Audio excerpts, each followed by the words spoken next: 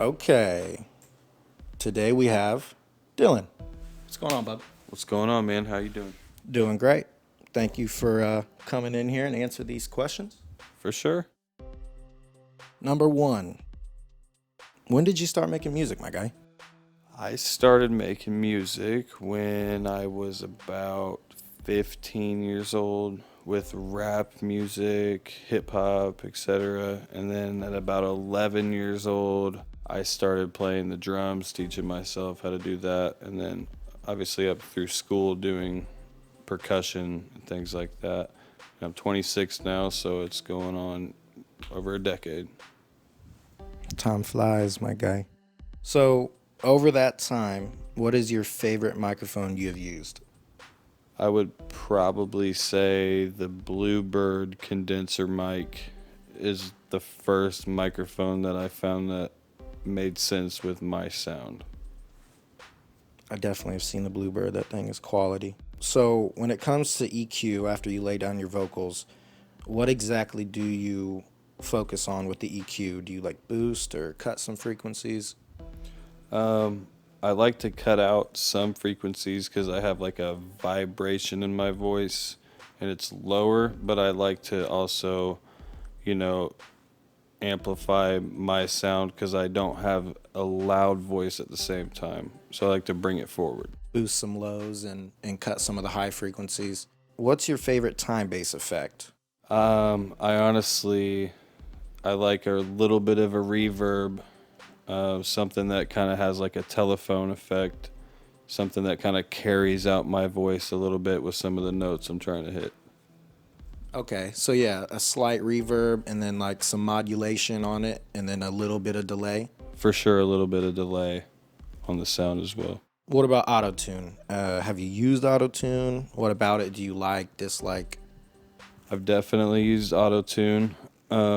Not for every project, especially when you're trying to put in a bunch of words and go like bar for bar with songs that you choose. Like, definitely the songs that have more of like hooks and things like that, you want to use autotune.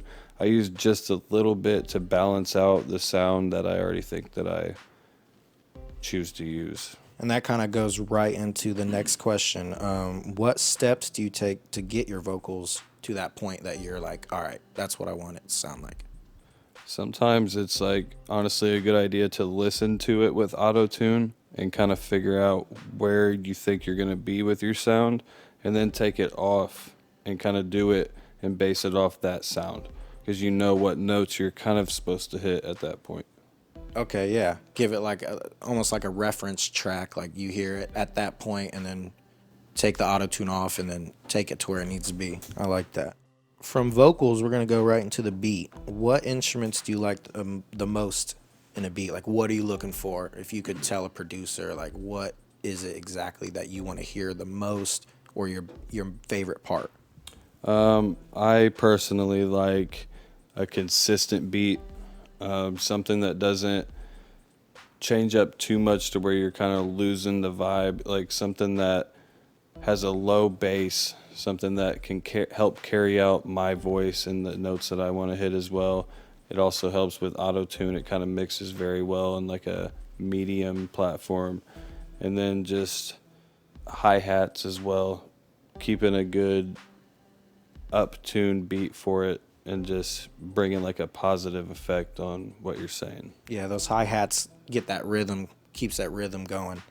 So with that, when you do record, where do you like to start? Do you go from the verse to the chorus, or if you had a really nice chorus, do you want to lay down that first?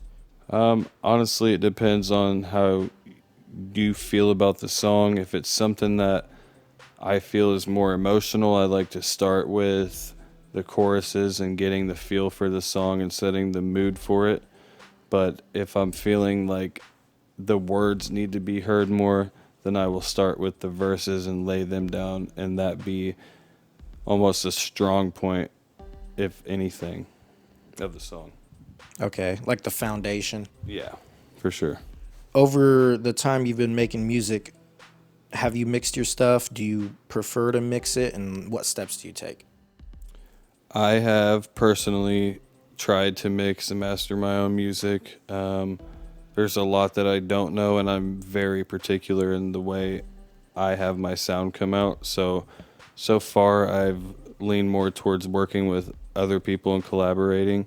I feel it's more beneficial for me to like focus and put my energy towards my music, but it is also really entertaining and it's like rewarding when you hear something that you figure out on your own and you produce yourself.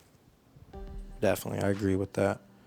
When you do record, I know we talked about EQ and some time-based effects and whatnot. When it comes to compression, do you use that a lot? And would you say you use it more than EQ? I would say compression I use more so than EQ because I like to almost one take a lot of my music and I like to record things and get it just right to where I think it's good to go. I would say I use it less with collaborations to other artists like features and stuff just to match their sound and their like delivery of the song because that also plays a huge part into it. So with my own music and the way I sound, I do use compression. Gotcha. When you perform, and I know I've been there once or twice at least, when you do perform, what are some things you pay attention to the most? I think it would be understanding that you hearing yourself back into the speaker is almost of a sort of a delay, and you need to be like beyond that count just by like even half a second. And the delivery of performing is the most important dynamic of the entire thing to me, is making sure that you have that vibe that's being put across to the crowd, etc. Gotcha. Yeah, latency can be a problem. Some people haven't ever experienced, or when they do, it's like something that throws them off. And like you said, they got to kind of get past it and be able to work around it. For sure. So when you record, how many takes do you usually do? So I'm the type of guy that likes to pretty much go like a full run through my recordings, and like I'll pick out the best parts of the recordings out of a number of like maybe 7 or 8 takes. I don't like to do it too much because I think that I'll put too much thought into it and I'll get away from like the original idea or vibe of the song that I was trying to make. So I really like to keep it simple. Gotcha. When you do record, what type of environment do you like to be in? I like to be in something that has like a dark lighting. I like to be in obviously a smaller area. I don't like my voice to echo because the way I produce my music and deliver my music, I have like a carry out effect of my voice, so I don't want it to echo past what I'm trying to do myself. I understand that. Over the time, when did you finally become satisfied with your sound, and like what got you there? It took a lot of recording at different studios and recording in different rooms and different sizes of rooms, things like that. It also took just kind of maturing, getting older, my voice changing, of course. I think after that, I was able to control the voice more. And at that point, I was recording enough to where I found that balance in that spot that I want to keep it at. So it took a good 4 or 5 years for me to do that. Do you think eventually it might go somewhere else, or do you think right now what you have is basically what you want to stick with for your whole career? I think that it's going to definitely change, especially with me taking a break away from music like I have and learning new things. I think that there's different emotions that tie into things like that too. So I believe that it will be different, but at the same time, I have a distinctive sound that I've created that probably will last as long as I am making music. Gotcha. And last, what is your biggest inspiration for your music? My biggest inspiration is honestly just expressing emotion in ways that like words cannot express them. And I look up to artists like ASAP Rocky and Kasky, people that have art forms outside of the music that they record, but take those emotions and put them into their music as well.